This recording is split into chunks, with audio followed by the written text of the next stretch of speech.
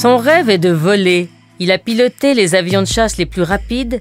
Il voulait sentir le vent, monter et descendre au gré des courants. Comment un pilote, homme réputé sérieux, se lance-t-il dans cette entreprise folle de créer ses propres ailes pour voler comme un oiseau? Bonjour Yves. Bonjour Viviane.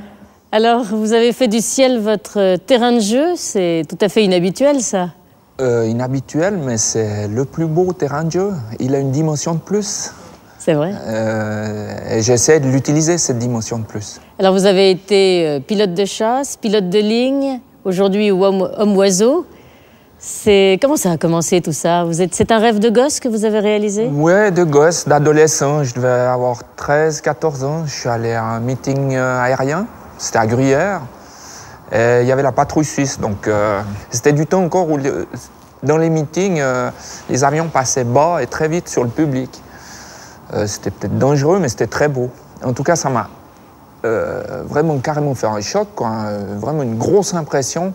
Le solo de la patrouille suisse, je me rappellerai toujours, qui, pendant leur éclatement à la fin, qui me venait dessus, j'ai l'impression d'être tout seul face à cet avion. Passer dessus, il devait avoir 900 000 à l'heure, monstre bruit, en quelques secondes, disparu derrière une montagne.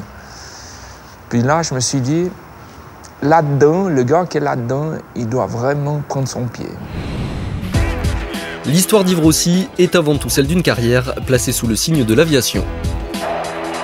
Dès l'âge de 20 ans, le jeune homme intègre l'armée suisse et devient pilote de chasse, une activité qu'il exercera 8 ans durant. Le chevalier du ciel se transforme alors en commandant de bord. Sur DC-9 ou sur Airbus, Yves Rossi redécouvre une autre façon de voler. Il a toujours été passionné par l'aviation, c'est un puriste, c'est un type qui a autant de plaisir que moi à voler. Par contre, il était encore plus loin. Du skysurf à la chute libre, Rossi expérimente absolument tout ce que l'on peut imaginer d'activités aériennes.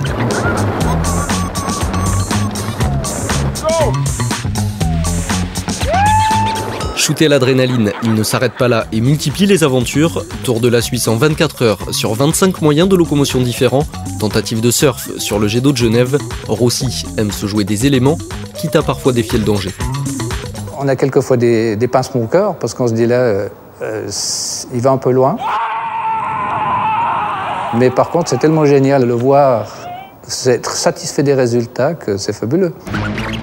Aujourd'hui proche de la cinquantaine, Yves Rossi n'est toujours pas rassasié. En recherche permanente d'absolu, sa dernière lubie est de loin la plus folle, parvenir à voler tel un oiseau, une aile en Kevlar pour simple appareil, propulsé par des mini-réacteurs. Du rêve à la folie, l'histoire de Rossi est en marche dans sa conquête de l'air.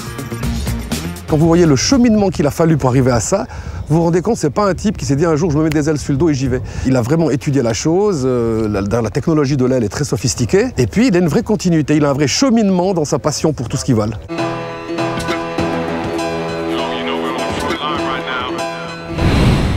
Quelle sorte de petit garçon vous étiez avant ça? Assez turbulent. Je me suis cassé les bras, les clavicules, la tête. J'étais assez actif. J'aimais bien déjà être en altitude. Ils sont venus me rechercher avec l'échelle de pompier ou d'un arbre. J'aimais bien grimper et puis voir les choses d'en haut. Et vos parents dans tout ça, ils acceptaient? Quelle était leur réaction? Moi, ils acceptaient, puis disons, ils m'ont toujours laissé assez libre, puis pris, ben voilà, c'était leur gamin, ils l'ont pris comme il était. Même que j'étais turbulent et tout, il y avait quand même un truc qu'il fallait qu'il se fasse, c'était les devoirs à l'école, donc là, ça devait suivre. Puis je m'étais rendu compte que quand là, ça suivait, je pouvais aussi faire d'autres choses, justement, à côté, donc c'était un bon équilibre. Et alors après ça, comment tout a commencé? Parce qu'on ne devient pas pilote de chasse par hasard, il y a un long parcours. Voilà, il y a un long parcours qui est très sélectif. Hein. Ça s'appelait les cours IAP, donc c'est l'instruction aéronautique préparatoire. Je m'étais inscrit à 17 ans. Et puis d'abord, on passe des tests, on est 300 à la caserne, et puis c'est des tests psychotechniques, des choses comme ça. Ensuite, si ces tests étaient bons, on passe à travers le filet des psychiatres, voir si on n'est pas... Hein. Et puis ensuite, à 18 et 19 ans, il y avait des cours 2 fois 2 semaines qui étaient payés par la Confédération. Puis déjà pendant ces cours, ça donnait une idée au moniteur qui faisait un petit peu des rapports au niveau caractère, etc. est-ce que c'est des gars qui peuvent devenir pilotes de ligne et pilotes militaires? Donc c'était toujours assez sélectif. Puis les moniteurs en question, ils se sont dit que le tir aussi, peut-être qu'il y arriverait. Et puis je suis passé là à travers. Vous étiez très doué? Non. Non. Travailleur. Travailleur. Mais je n'étais pas doué. Je fais toutes les fautes. Mais j'essaye de ne pas les refaire. D'accord. C'était ça. En fait, un pilote militaire, c'est ce qu'on lui demande. Il faut qu'il apprenne vite. Tout le monde fait des fautes, on les accepte. Simplement, il faut essayer de ne pas les refaire. Puis, ça va très vite. La formation, elle va très vite. Elle dure combien de temps, toute la formation? Disons, en passant d'un petit avion comme ça jusqu'à un jet, c'est 2 ans. 2 ans? Voilà. C'est court. C'est court pour tout apprendre, oui. Ouais. Alors, quels étaient les avions, les types d'avions sur lesquels vous avez volé en tant que pilote de chasse? Alors, j'ai eu de la chance parce que, avion hélice, j'ai commencé sur le P3, qui est un style d'avion comme ça.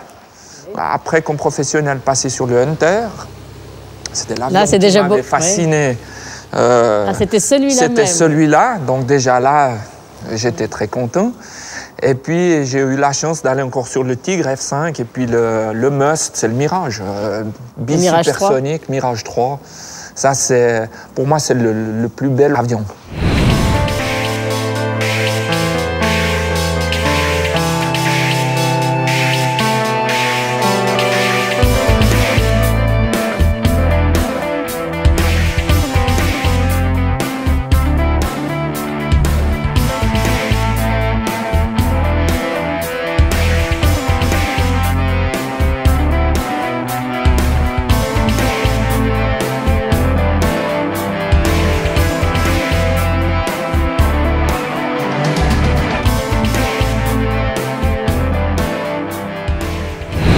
Alors, les sensations, là, racontez-nous les sensations. Parce que nous qui sommes en bas et qui voyons passer ces avions... elles sont très difficiles à faire passer, si ce n'est que c'est un mélange de liberté, de puissance, de rêve. C'est un mix. C'est tout ça en même temps. Moi, j'avais de la peine à redescendre. Je vais essayer de passer ça. Je faisais un entraînement individuel, par exemple, à Payerne, sur Mirage, 4 vols. Que je reprenais ma voiture, un feu rouge, c'est une atteinte à ma liberté. Oui. C'est pour montrer que c'est une liberté totale dans les 3 dimensions, avec une puissance aux fesses. Pas possible, une montagne, le Cervin, tout le monde connaît. Depuis en bas le Cervin jusqu'en haut, c'est moins de 10 secondes. Pas de limite. Je veux aller au nuage que je vois là-bas, j'y vais. Je tire un petit peu sur le manche et hop, quelques secondes après, je suis au-dessus. Il n'y a jamais de mauvais temps quand on est sur un avion comme ça. On veut vite aller voir le soleil, hop, on grimpe, 10 000 mètres, il fait toujours beau. C'est... L'émotion, qu'est-ce que c'est l'émotion, là? En dehors de la puissance et de la liberté. C'est une plénitude. Plénitude. Plénitude, c'est une sorte d'état second, carrément. C'est... Waouh! Ça participe d'un autre monde. Ouais, ça devient presque mystique. Ouais. On arrive à un tel niveau de contrôle que c'est un prolongement de soi-même. Mais Yves, on arrive à s'en passer une fois qu'on a connu ça, cette sorte de plénitude, de... Oui, c'est-à-dire, moi, pour l'instant, je la vis encore à travers des petits avions. Oui. J'ai encore la chance de voler, par exemple, le Hunter, à titre plus ou moins privé. On a une association pour garder un de ces avions en état de vol. C'est un avion qui est devenu historique maintenant. Donc, je la continue. Parce qu'un jour, c'est vous qui avez décidé quand même de ne plus être pilote de chasse et que l'époque était... Non, en fait, non, c'est pas moi qui ai décidé. Trop vieux. Trop vieux, c'est l'âge. Ouais. Ah ouais, 42 ans, normalement, c'est out, trop vieux. Il y a aussi un aspect, c'est un aspect militaire. Hein. On n'en voit pas des vieux au casse-pipe, ils réfléchissent trop. Donc, vous avez quitté partiellement le monde des avions militaires et vous êtes arrivé dans le civil. Voilà. Parce que, aussi, le militaire, c'était presque un petit peu frustrant d'entraîner quelque chose jusqu'à la perfection, dont le but est de ne jamais l'utiliser. Oui, on ne souhaite pas les guerres. Alors voilà, c'est extraordinaire, si on veut, au niveau de la machine et tout, mais le but quand même, derrière, c'est une arme. Et cette arme-là, on va jusqu'à savoir l'utiliser, l'engager, avec pour but de ne pas l'engager. Donc, À la base, c'est fort. Donc on est toujours en entraînement, on n'est jamais dans l'action véritable. Oui. Alors ça, c'est un des points. Puis l'autre point, à force d'être toujours dans cet esprit militaire et tout, moi, ça ne correspondait pas à ma personne. Il y en a, j'ai des très bons copains qui sont restés militaires puis qui sont très bien avec ça. Moi, ça correspondait pas et j'aimais mieux un peu élargir l'horizon. Pour moi, hein, je parle chacun son truc. Alors après ça, vous dites que quand vous avez piloté les avions civils, c'était presque comme des camions pour vous. Ouais, c'est la même différence entre la Formule 1 et puis l'autobus. Hein.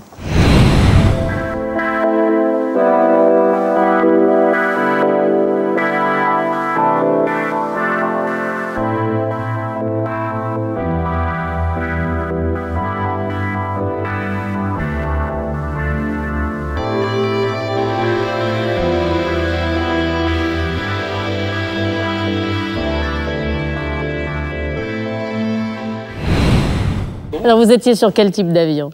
J'ai commencé sur le DC-9, oui. Et puis après je suis allé sur Jumbo Jet, les 747, oui. Superbe machine, quadri-réacteur, gros truc. Puissant aussi. Ah ouais, c'est très puissant, puis c'est très...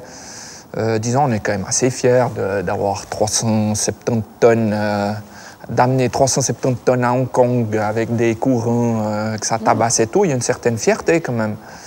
C'est un boulot qui est gratifiant à ce niveau-là, si ce n'est que, je vais amener 400 personnes ou 300 personnes à Hong Kong, je reviens, mais il me reste rien. C'est pas créatif. Oui. Au niveau aviation pure, on tue un petit peu justement la troisième dimension. On monte à un certain niveau, puis après on se met sur une voie aérienne, comme la voie de train. Tiens, il y en a un qui passe, hein, quand on parle du loup. Oui. C'est exactement ça, ça devient une voie. On est sur un rail. Oui. Puis 8 heures à l'horizontale, voilà. Puis après, on redescend gentil, puis on fait en tout cas pas des figures acrobatiques parce non, ça, je crois que les passagers, ça serait pas voulu derrière. Donc, au niveau de cette troisième dimension que moi j'adore, ça devient un travail. C'est plus ou moins alimentaire, mais il n'y a pas la passion de cette troisième dimension et puis de l'utiliser. Alors donc, l'étape suivante, vous aviez un rêve, hein, vous aviez un rêve depuis toujours. Quand est-ce que ce rêve de voler, d'être l'homme-oiseau, quand est-ce que ce rêve est né, Yves? Il est venu relativement tôt, aussitôt que j'ai commencé la chute libre. J'ai été époustouflé par encore le plus de liberté que dans un avion. Si je fais Pourtant, on tombe, on a une trajectoire. On ne voit pas qu'on tombe, on ne sent pas qu'on tombe. Qu'est-ce qu'on sent? On vole. C'est comme la chute libre, c'est ce qui se rapproche le plus du rêve. C'est en faisant donc du parachutisme que vous avez eu l'idée ou l'envie de devenir un homme-oiseau? Exactement, parce que, ça durait qu'1 minute. Oui, c'est court. Le feeling extraordinaire, ça durait qu'1 minute et ça allait que dans un sens. Ce qui fait que, par réflexion, toujours que je voulais justement changer le vecteur de la verticale à... Si possible, au début, je voulais faire du vol plané, mais toujours avec ces sensations de liberté. Alors, j'ai construit, avec le même constructeur qui me construit maintenant mes ailes, j'ai appelé ça wing surf, c'est-à-dire c'est un surf aile, en forme d'aile. Je surfais une aile d'1,80 m de large.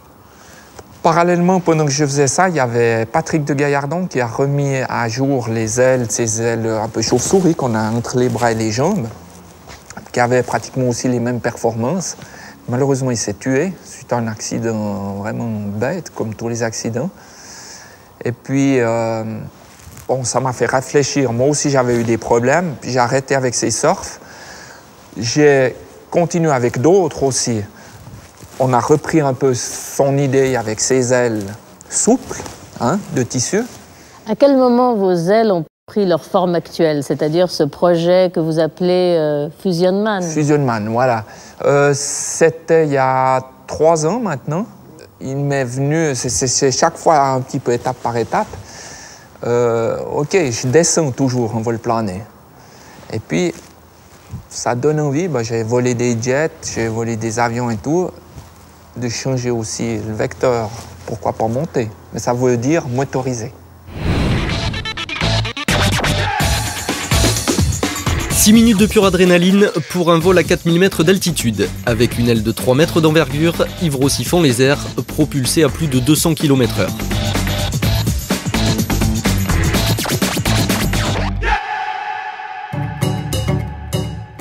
Emporia Brava, en Espagne. Bienvenue sur l'un des plus grands centres de parachutisme au monde. 150 000 sauts par an, des dizaines de nationalités différentes. C'est ici le lieu de rendez-vous rêvé pour tous les amoureux de sensations fortes. Comme par hasard, c'est également ici que l'on retrouve au sol Yves Rossi pour une présentation de sa machine JetCat. Comme on voit, elle est pliable, parce que je peux toujours pas décoller avec ça. Donc l'idée, c'est de partir d'un avion de telle façon à avoir beaucoup d'altitude sous soi que s'il se passe quelque chose, j'ai du temps pour ouvrir mon parachute, je peux larguer l'aile et ouvrir mon parachute. Une fois que ça a été au point au niveau vol plané, je me suis dit, pour ne plus descendre, l'idéal, ça serait déjà d'arriver à l'horizontale. Donc j'ai mis d'abord 2 réacteurs, les mêmes que ceux-ci, d'abord que 2. Et puis je me suis dit, pourquoi pas en mettre encore un petit peu plus, de telle façon, parce que le rêve vraiment, c'est de pouvoir utiliser la 3e dimension. Si l'aventure humaine est exceptionnelle, le défi technologique l'est tout autant. Après des années de recherche et d'expérimentation avec les professionnels les plus en pointe, Rossi touche enfin au but. La prise de risque est réelle, mais toujours calculée. C'est clair que si on regarde ça d'une vue extérieure, ça paraît très dangereux. Mais il est surtout très sérieux et cherche à faire que, d'une manière sérieuse, le projet fou soit réalisé. Il conclut toute une génération d'hommes volants depuis les années 50, depuis Léo Valentin. Et c'est vrai que lui arrive en l'an 2000, en 2007, avec une intelligence technologique et puis des performances sportives à faire des vols qui sont extrêmement intéressants. C'est l'heure de la démonstration. À quelques minutes du décollage, la pression monte d'un cran. Plus de 60 kg sur les épaules, du kérosène dans les ailes. Yves Rossi s'apprête à faire le grand saut. C'est un mélange de tension et de fun qui va venir. Mais il y a tellement de choses qui peuvent merder qu'il y a quand même pas mal de tension.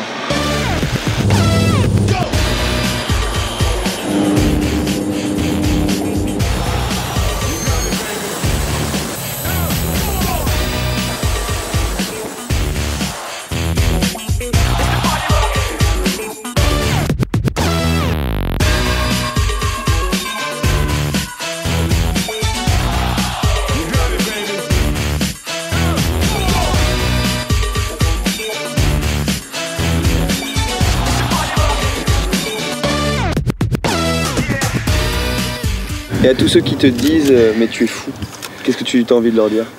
Et je dis, c'est un compliment. Moi, j'aime bien sortir du format puis aller chercher un petit peu les sensations fortes, les limites et puis le fun. Alors, merci de me traiter de fou. Alors revenons à ce premier jour où pour la première fois, vous avez réussi à voler, donc à réaliser votre rêve. Oui, alors... C'était quand? Alors c'était en 2004, ça devait être juin, je crois. J'y croyais presque pas. Super. Mes réacteurs, ce coup-là, ils fonctionnent. C'était la première fois que vraiment ils avaient démarré bien, quoi. Je les avais à disposition, j'avais de la puissance à disposition. Puis là, génial, parce que j'étais comme d'hab en vol plané, puis je commençais à mettre les gaz, puis... Et alors là, qu'est-ce que vous avez pensé? Ouais, grand, quoi. Dégueulé, génial, parce que, but atteint. Et le feeling, je dis toujours, c'est comme une grosse poignée, quoi. Poignée dans le dos qui me transporte dans l'air, avec une liberté totale de mouvement. Justement, je me suis aperçu que simplement avec le corps, comme j'étais avant en vol plané, je pouvais rester un monstre moment. J'avais fait 6 minutes, comme ça, à voler comme un gamin qui joue à l'avion. Rêve réalisé? Super. Cette expérience de succès, tout le monde a besoin de ça. D'entreprendre quelque chose et d'y arriver. C'est ce qu'il y a de plus gratifiant. Avoir une idée, la dessiner, construire, essayer, réussir. Combien d'années d'efforts, là? Là, c'est 7 ans. 7 ans? Ouais. Donc 7 ans d'essai, 7 ans de déception. Quel genre de problème vous avez eu, Yves? Alors, des problèmes principalement de stabilité, c'est-à-dire tout d'un coup ça devient instable, spécialement juste à la sortie de l'avion où je me mets en vrille. J'essaye de ressortir, mais ça va pas. Puis passer une altitude que je me suis donnée, justement, je largue l'aile, puis je me retrouve comme un parachutiste normal, avec mes 2 parachutes sur le dos, puis il y a un parachute qui récupère l'aile automatiquement pour qu'elle tombe sur le nez de quelqu'un. Donc, ce plan B-là, je l'ai utilisé déjà assez souvent. Plusieurs fois? Oui, plusieurs fois. Alors, des problèmes, Là, il y en a eu beaucoup, mais de nouveau, ce plan B a toujours fonctionné. Ouais. Vous devez avoir un petit moment de panique, hein, quand même. Alors, quand on se met en vrille comme ça. Alors, c'est pas de la panique, parce que la panique, je serais pas là, je crois. Mais ça serait pas professionnel. C'est tendu. C'est tendu. Est-ce qu'il y a des moments où vous êtes presque désespéré, où vous étiez proche de l'abandon? Oui, ouais. Justement, ben, après ce fameux saut, là, je dis, galère, quoi. Galère. Là, alors, qu'est-ce qui vous a fait reprendre courage? Ben, ça, c'est revenu. C'est le virus. C'est le virus. C'est, bon, ben, le feu sacré. C'est ça. Il y a, comme je dis, d'avoir pris du recul, j'étais faire de la planche à voile, j'étais voir mes copains, tout. Puis aussi les copains qui disent, puis tenez, puis ça, puis ci. Ouais, mais c'est quand même génial de voir aussi que ça touche les autres. Là, justement, d'avoir ce noyau, de voir comment on touche les autres, ça donne aussi envie de continuer. C'est pas que ça, parce qu'il faut que ça marche d'abord là à l'intérieur. Il faut que le goût revienne. Puis, ben, c'est revenu. Puis, heureusement, parce que maintenant, c'est top. C'est top. Voilà. Yves, vous imagineriez des dizaines, voire des centaines ou des milliers d'hommes qui, au fond, auraient un grand jouet extraordinaire et qui pourraient... J'espère. Ouais, je me vois assez avec des potes en patrouille, chacun avec des ailes de ce style dans le dos, complètement librement. C'est génial. C'est super. C'était ça l'idée au départ? Ou c'était pour vous? Disons, au départ, je pensais pas arriver là déjà. Le fait que j'ai quand même un sérieux professionnel a fait qu'on m'a pris aussi au sérieux avec ça. Puis qu'on me prend au sérieux maintenant.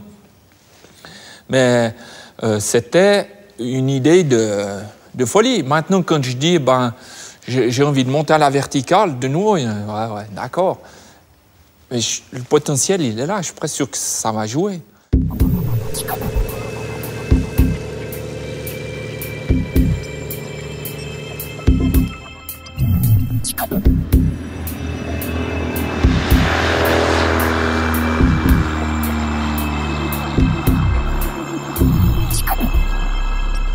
Yves, c'est tellement beau cette aventure, mais alors tout ce feu sacré, tout ça, ça vient d'où? Ça vient de quelle philosophie?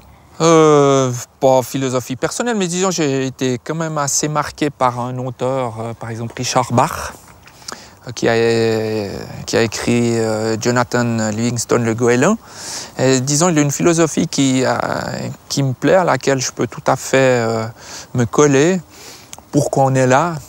En gros, tout se résume à s'amuser et apprendre. Et ce projet-là remplit complètement ces 2 notions. J'apprends énormément de choses parce que ben, ça n'existe pas, donc il faut être créateur, il faut, à chaque étape, j'apprends un nouveau truc qui me permet de passer à la suivante.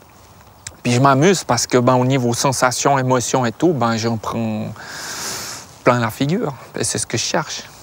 Quelle sera l'étape suivante d'Yves Rossi? Alors d'abord, il y aura le partage. Hein? Donc là, j'aimerais bien pouvoir partager ce que je fais avant de le terminer. Donc ça, c'est vraiment... Passer le flambeau? Passer le flambeau. Et puis après, ben, je ne sais pas encore, si ce n'est que ben, là, pour l'instant, c'est assez égocentrique hein, comme projet quand même. Il faudrait peut-être voir pour les autres aussi. Donc il y a beaucoup à faire pour les autres. Je ne sais pas encore dans quoi, mais disons, c'est aussi par rapport à gentiment l'âge qui prend et tout, le physique qui ne suit plus, pas mal d'expériences accumulées, de passer le témoin et puis aussi d'apporter quelque chose aux autres. Ça peut être dans l'humanitaire, partout, mais peut-être moins sur Bibi et puis un peu plus sur les autres. Merci de nous avoir emmenés avec vous, merci de nous avoir emmenés dans le grand terrain de jeu là-haut. On a beaucoup rêvé avec vous. On aimerait bien nous aussi avoir les ailes sous les bras. Et puis on continue avec vous, on vous suivra dans tous les progrès, dans tout l'avenir. On est avec vous et merci. Merci à vous. À bientôt. À bientôt. Au revoir. Au revoir.